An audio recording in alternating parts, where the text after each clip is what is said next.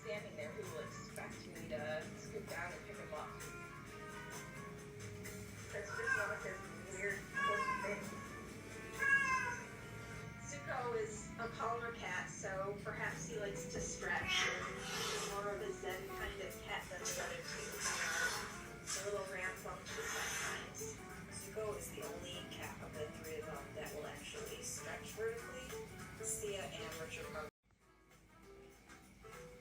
I love that they're all so different. Sia is the alpha of the entire household. Why did she want to move? Siapa tuh? Very sassy, and the boys will do Ih, whatever they siapa? say.